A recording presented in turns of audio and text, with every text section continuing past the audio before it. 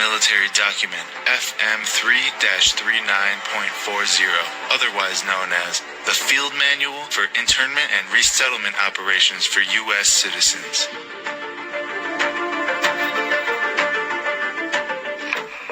The official U.S. military documents we are about to see were highly classified until 2013 when they were leaked to the public. In fact, if you look at the bottom of the cover page, you'll see just how secret this document was intended to be. Destruction notice. Destroy by any method that will prevent disclosure of content or reconstruction of the document. By this statement alone, it's obvious that we were never supposed to see what's inside. And that being said, let's take a look inside and see what we can find.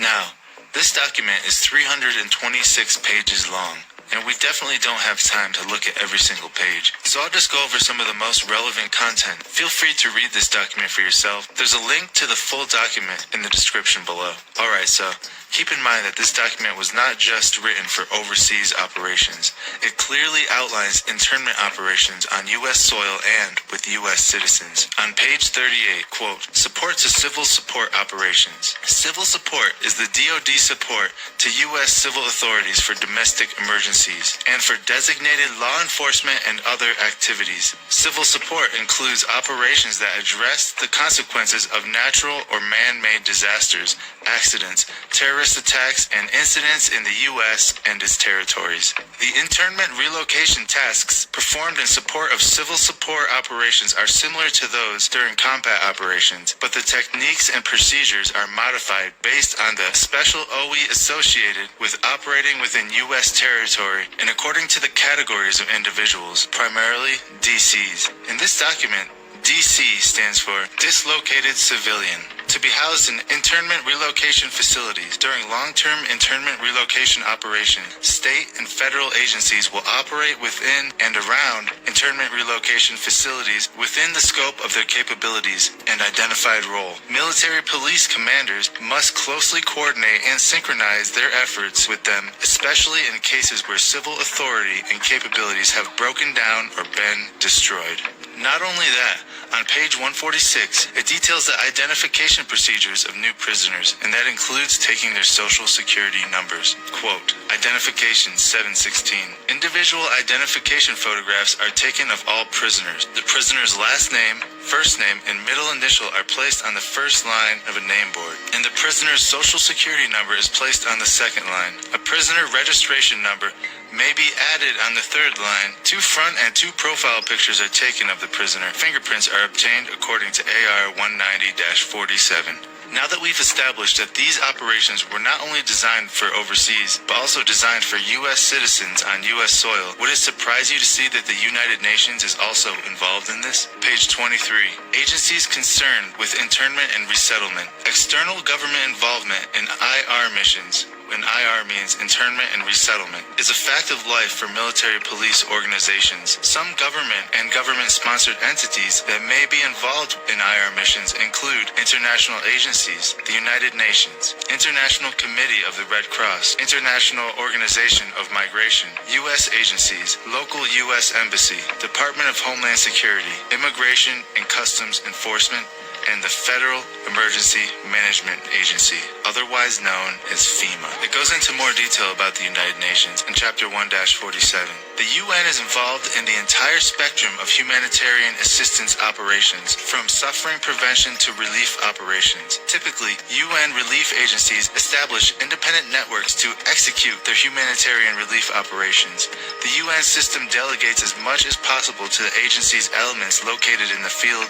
Supervisory and support networks are traced from those field officers back to UN headquarters. Military planners must familiarize themselves with UN objectives so that these UN objectives are considered in planning and executing military operations. So basically, the UN is there every step of the way, and these camps must be formulated around UN policies, according to this document. Now, let's go to page 56, where it goes into detail about psychological operations, or PSYOPs. The supporting IR PSYOP team has 2 missions that reduce the need to divert military police assets to maintain security in the IR facility. So basically, psychological operations are deployed in order to manipulate their detainees and make them more passive. And it goes into more detail. Quote, the PSYOP team develops PSYOP products that are designed to pacify and acclimate detainees or DCs to accept U.S. IR facility authority and regulations. PSYOP teams gain the cooperation of detainees or DCs to reduce the number of guards needed, identifies malcontents, trained agitators, and political leaders within the facility who may try to organize resistance or create disturbances, develops and executes indoctrination programs to reduce or remove antagonistic attitudes. Did you catch that? Develops and executes indoctrination programs to reduce or remove antagonistic attitudes, otherwise known as brainwashing. Now, let's move on to page 84, where it talks about medical support. And this is where it starts to get a little scary if you take into account the whole COVID-19 pandemic. Quote, medical personnel are required to identify, treat, and document existing medical conditions and injuries of detainees. Commanders must considering the following when establishing medical care at the internment facility. A credentialed healthcare professional examines detainees monthly and records their weight on a DA Form 2664-R. The detainee reporting system requires weight data from medical community. The general health of detainees, their nutrition and cleanliness are monitored during inspections. The detainees are examined for contagious diseases, especially tuberculosis, lice, louse-borne diseases, human immunodeficiency virus, which is HIV, and STDs. Now, COVID-19 would definitely fall into this category. It goes on to say, quote, all medical treatment facilities must provide immunizations for and isolation of detainees with communicable diseases. Again, COVID-19 falls into this category. So basically what they're saying here is these facilities can be turned into a military quarantine with forced immunizations. Let's continue reading. Detainees who require a high level of care are transferred to military or civilian medical installations where the required treatment is available. Military police escort detainees to medical treatment facilities and remain with them until medical examinations are complete. So if you're really sick, they might send you to a hospital. However, you will have military police escorting you there and back. Alright, let's continue on. On page 115, it describes the serial number given to each detainee.